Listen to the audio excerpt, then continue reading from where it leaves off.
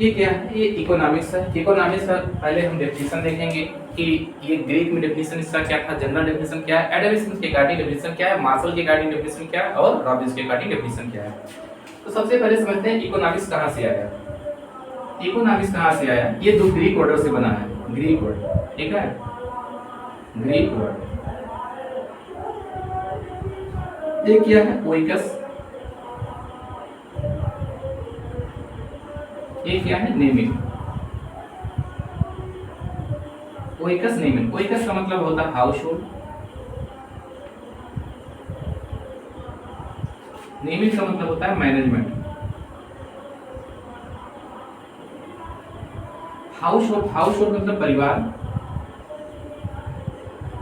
Management मतलब प्रबंधन। अब परिवार का प्रबंधन करना ही हमारा क्या है? अर्थशास्त्र। ये ग्रीक में बोला गया, ठीक है, कि अर्थशास्त्र क्या है? परिवार का मैनेजमेंट करना ही हमारा अर्थशास्त्र है। ये परिवार क्या है? परिवार के पास कुछ इनकम होगी जिसको बोला जाएगा बजट। इसकी budget is equal to income. ये इनकम कितना है? मान लो 10,000 है। इस 10,000 को किस किस वस्तुओं पर कितना खर्च करना है? एक्स वाई जेड, या मोटरसाइकिल, कार, और उसके बाद सॉरी मोटरसाइकिल कितना पेट्रोल डलाना है, सब्जी कितने लानी है, यही सब मैनेजमेंट करना ही, मतलब इस इनकम का मैनेजमेंट करना ही हमारा इस परिवार द्वारा इस इनकम को मैनेजमेंट करना ही का अर्थशास्त्र। ये ग्रीक में बोला गया, ये हमारा क्या है? अर्थशास्त्र, ठीक है। अब इसके बाद हम देखते हैं जनरल डेफिनेशन। इकोनॉमिक्स से जनरल डेफिनेशन देखते हैं तो जनरल डेफिनेशन,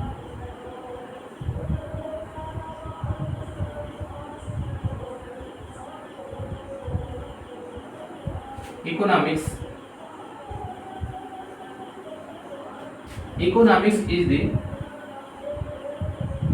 analysis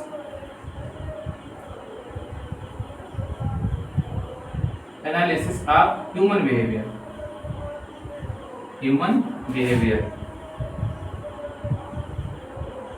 अर्थशास्त्र क्या करता है? मानव जीवन का अध्ययन करता है। अर्थशास्त्र मानव व्यवहार का अध्ययन करता है। अर्थशास्त्र मानव व्यवहार का अध्ययन करता है। Sorry, economics is the analysis of human behaviour. अर्थशास्त्र मानव व्यवहार का एनालिसिस करता है, अध्ययन करता है, ठीक है, ठीक है। अब यहाँ जो जनरल डेफिनेशन उसमें ये बताया गया कि अर्थशास्त्र हुआ है जो मानव व्यवहार का अध्ययन करे, वही हमारा क्या है? अर्थशास्त्र, ठीक है। ये सब हुआ नॉर्मल बेसिक बातें। अब देखते हैं कि एडम स्मिथ के अकॉर्डिंग अर्थशास्त्र क्या है, उनकी डेफिनेशन क्या है, ठीक है।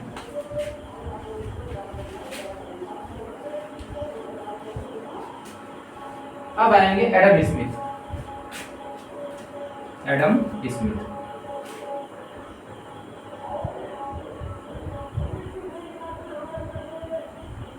एडम स्मिथ को क्या है? फादर ऑफ इकोनॉमिक्स बोला जाता है।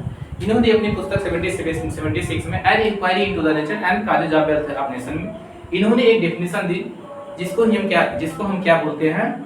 जिसको हम बोलते हैं स्टडी ऑफ वेल्थ, धन का अध्ययन करना ही अर्थशास्त्र है। उन्होंने अपने बुक में दिया, ठीक है।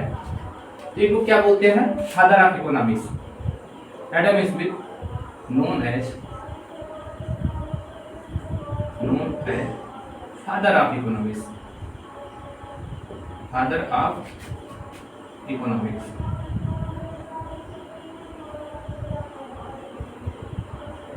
इन्होंने क्या किया? इनकी एक फेमस बुक है, ठीक है,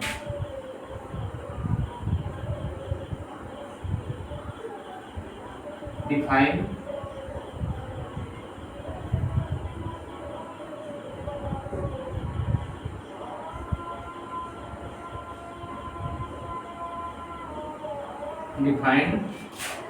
economics, his famous book.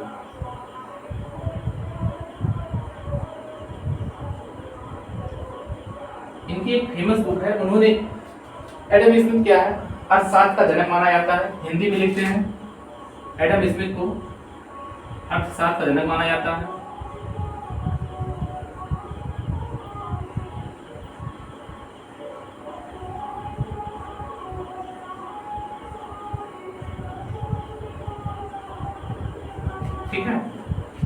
Defined economics his famous book. इन्होंने अपने अर्थशास्त्र में इकोनॉमिक्स और अर्थशास्त्र की परिभाषा दी। इन्होंने अपने फेमस बुक में इकोनॉमिक्स को डिफाइन किया। तो इसको लिख सकते हैं कि इन्होंने अपने बुक में इन्होंने अपने फेमस बुक में अर्थशास्त्र की परिभाषा दी।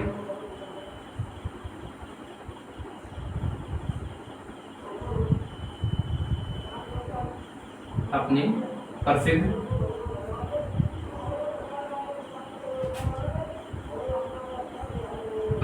पुस्तक में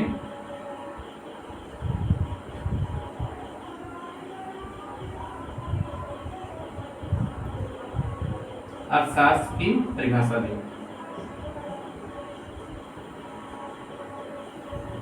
ठीक, ये इसकी हिंदी हुई।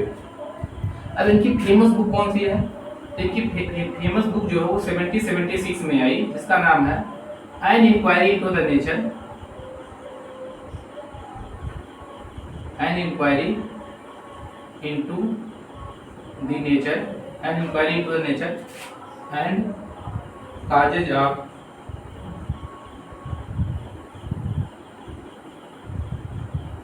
Wealth of nation. ठीक है, इसी में इन्होंने क्या किया, अर्थशास्त्र को डिफाइन किया। Adam Smith, known as father of economics, defined economics his famous book. इन्होंने अपनी फेमस बुक में अर्थशास्त्र को डिफाइन किया, अर्थशास्त्र को परिभाषित किया। उनकी फेमस बुक क्या है, 1776 में आई, जिसको बोला गया an inquiry into the nature and causes of wealth of nation. ठीक है, इस बुक का ही नाम है an inquiry. An inquiry, inquiry करना है, into the nature, into the nature, sorry हम nature nature and causes of wealth. कि नेचर क्या है, काजेज क्या है, कारण क्या है वेल्थ का नेशन में। मतलब ऐसे इंक्वायरी करना है कि जो हमारा नेशन, जो राष्ट्र है, वो धन पर एक्वायर कैसे करेगा। इस बुक में पूरी चीजें यही बताई गई कि धन कैसे हमारे राष्ट्र में आएगा, उसी चीज को हमको क्या करना है, इंक्वायरी करना है। ठीक है, अब क्या है, इन्होंने अपनी बुक दिया, इसी में इनकी डेफिनेशन है। अब according to him, Adam Smith की अकॉर्डिंग इनकी डेफिनेशन क्या है, अकॉर्डिंग टू हिम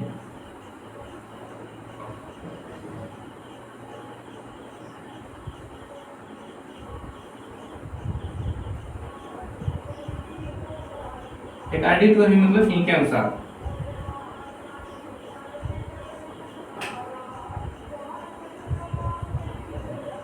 इनके अनुसार मतलब जो अर्थशास्त्र की परिभाषा है वो इन्होंने क्या बोला कि इकोनॉमिक्स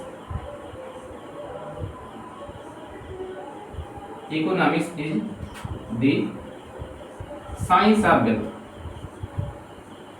साइंस ऑफ वेल्थ।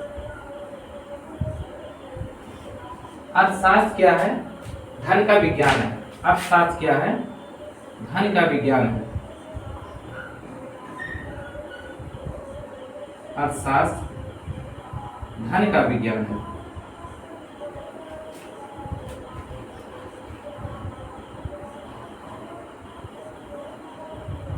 अब इनके डेफिनेशन से पता चलता है कि ये कह रहे हैं अर्थशास्त्र धन का विज्ञान है। मतलब अर्थशास्त्र जो है वो धन का ही विज्ञान है। वो धन को कैसे अध्ययन करेगा, धन कहाँ से आएगा, धन कैसे होगा, उसी चीज के बारे में पूरा फोकस क्या है, धन पर है कि धन हम कैसे अपने देश में लेकर आए, बस वही पूरा फोकस उसी पर है। ठीक है, इनकी एक डेफिनेशन और मान सकते हैं, एक ये हुआ कि ये बोलते हैं, इसमें और भी चीजें बोलते हैं, जैसे बोलते हैं मान लो कि एक ये हो गया, एक ये होगा, इकोनॉमिक्स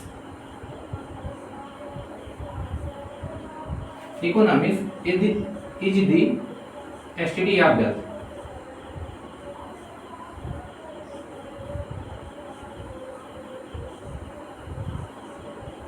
अर्थशास्त्र क्या करता है, धन का अध्ययन करता है।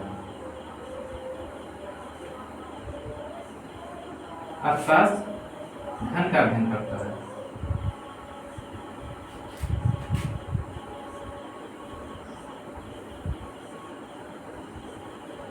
ठीक है, इन्होंने बोला कि अर्थशास्त्र धन का अध्ययन करता है, अर्थशास्त्र धन का विज्ञान है। इनका पूरा फोकस क्या है कि धन कैसे आएगा, हमारे देश में धन कैसे कलेक्ट होगा। जो मैन है, उस जो मानव है, हम लोग जैसे मानव है, हमारा प्रथम कर्तव्य क्या है, धन कमाना है, धन इकट्ठा करना है, बस यही चीज करना है। इन्होंने ऐसा फोकस नहीं किया कि हमारा वेलफेयर क्या होगा, ये सब पर फोकस नहीं करते हैं। ठीक है, इसके आगे कुछ पॉइंट है उसको लिखते हैं। ये सब चीजें एग्जाम में एज डिजिट लिखना है, इसलिए हम लिख के बता रहे हैं, ठीक है।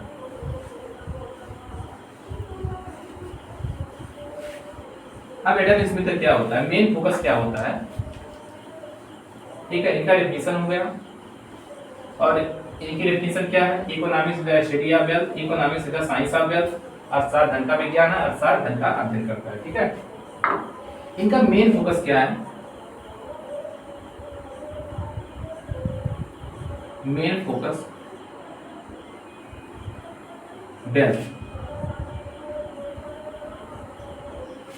इनका मुख्य फोकस क्या है, मुख्य उद्देश्य क्या है, धन, ठीक है, धन।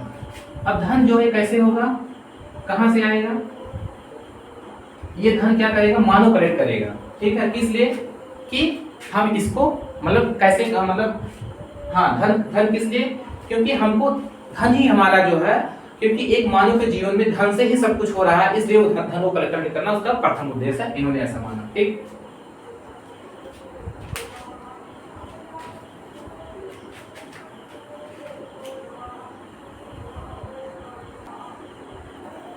हाँ ठीक है, चली गई थी। तो मेन फोकस क्या है, धन है, धन कैसे कलेक्ट होगा उसको। तो how a nation, how a nation, कोई राष्ट्र कैसे, हाउ अ नेशन एक्वायर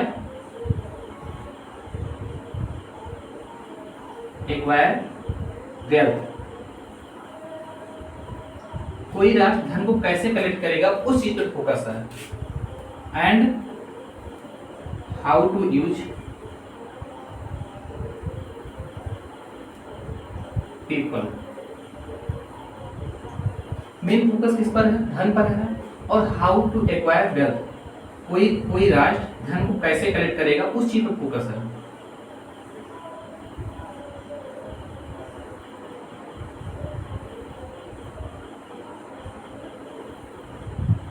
धन को कैसे इकट्ठा करेगा, ठीक है। And how to use people, और लोग कैसे उपयोग करेंगे,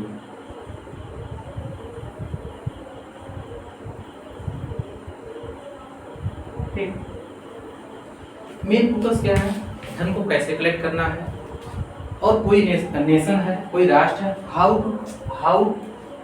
how a nation acquire wealth, कोई नेशन है वेल्थ को कैसे एक्वायर करेगा और वहां के लोग उसको कैसे उपयोग करेंगे, इस बारे में बात हो रही है कि कोई देश है उस धन को कैसे कलेक्ट करेगा और उसको कैसे यूज किया जाएगा, पूरा फोकस उसी पर है, बाकी कुछ नहीं है, ठीक है। अब इनका क्रिटिसिज्म आ जाएगा, उस क्रिटिसिज्म को पढ़ेंगे, उसके बाद फिर हमारे इकोनॉमिक्स आ जाएंगे मार्क्स पर, ठीक है।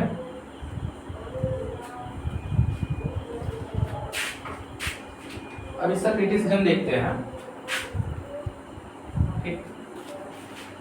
ये मार्शल की डेफिनेशन थी और मार्शल की डेफिनेशन में इतना ही लिखना था, हिंदी और इंग्लिश में दोनों में लिख दिया, ठीक। इसका क्रिटिसिज्म है आलोचना, ठीक है। आलोचना क्या है कि more focus in wealth, it is more focus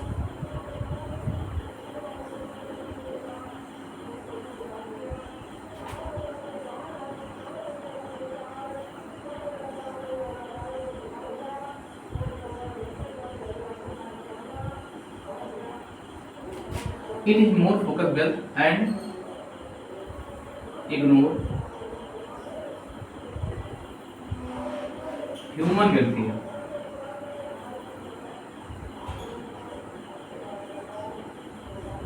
इन्होंने क्या किया है कि ये पहला क्रिटिसिज्म है कि इन्होंने क्या किया, पूरा फोकस वेल्थ पर कर दिया है और जो मानव का कल्याण है उसको इग्नोर कर दिया। मानव के कल्याण के बारे में इन्होंने सोचा नहीं, मानव भी धन कमाना है, ऐसा इन्होंने नहीं किया कि जो मानव है उसको वेलफेयर चाहिए, धन तो बाद में आएगा, ऐसा इन्होंने नहीं सोचा, ठीक है। तो इसको हम लिख सकते हैं कि इन्होंने टोटल फोकस क्या वेल्थ पे किया है, इन्होंने धन को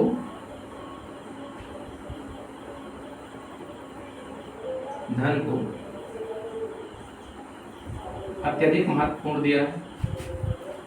धन को इन्होंने धन को अत्यधिक महत्वपूर्ण स्थान दिया है।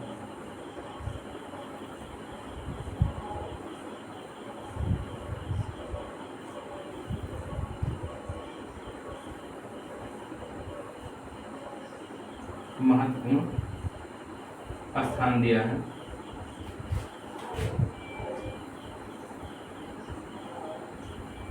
और मानव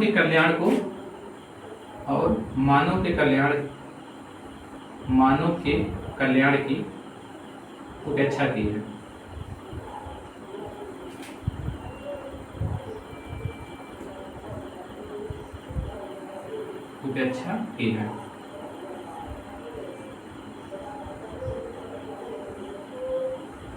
देखिए इसका एग्जैक्ट ट्रांसलेशन करने की कोई जरूरत नहीं है।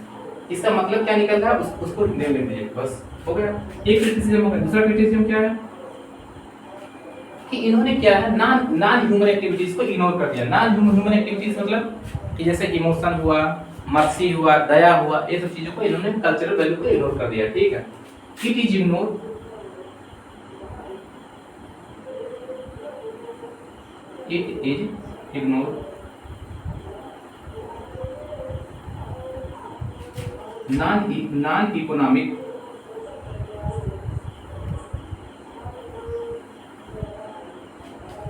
non economic human activities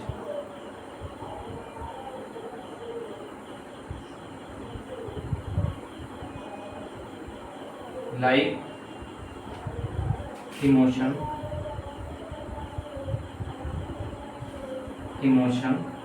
cultural value,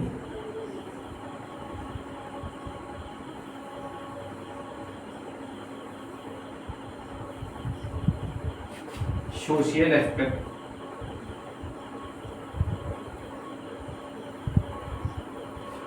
इसका हिंदी क्या है कि इन्होंने नॉन इकोनॉमिक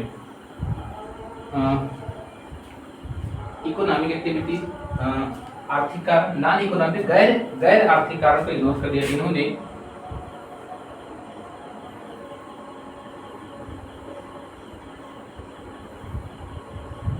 गैर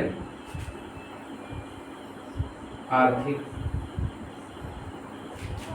क्रिया को इग्नोर कर दिया,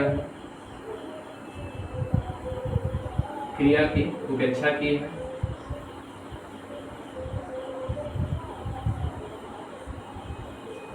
उदाहरण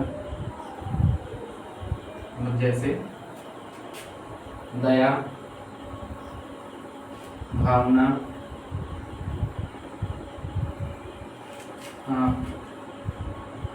कल्चरल वैल्यू, सामाजिक अवधारणा, ये इससे क्या है आलोचना। इन्होंने क्या किया, ये सब चीजों को इग्नोर कर दिया। इनका पूरा फोकस क्या है, कोई मानव है धन कैसे कमाएगा, धन कैसे इकट्ठा करेगा, और धन ही प्राथमिक लक्ष्य है, उसके अलावा कुछ नहीं। धन कैसे कलेक्ट किया जाए, उसको खर्च कैसे किया जाए, तो बस इस पर फोकस है। यही इसका क्रिटिसिज्म इसलिए बन जाता है क्योंकि इन्होंने क्या किया, ये सब चीजों को महत्वपूर्ण स्थान नहीं दिया। जैसे वेलफेयर को इन्होंने महत्वपूर्ण स्थान नहीं दिया।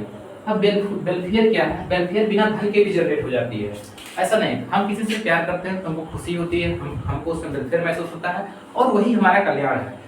लेकिन एडम स्मिथ ने क्या है, ये सबको इग्नोर कर दिया। जब मार्शल जी आएंगे तो उन्होंने कल्याण पर फोकस करते हैं, इसलिए उनके डेफिनेशन को बोला जाता है कि स्टडी ऑफ वेलफेयर, कल्याण का अध्ययन करना ही अर्थशास्त्र है। मार्शल के डेफिनेशन को बोला जाएगा, ठीक है, क्योंकि उन्होंने कल्याण पर फोकस किया। और मार्शल जब आएंगे तो उन्होंने नॉन इकोनॉमिक एक्टिविटीज जो है उस पर फोकस किया। नॉन इकोनॉमिक ह्यूमन एक्टिविटीज पर उस पर फोकस किया।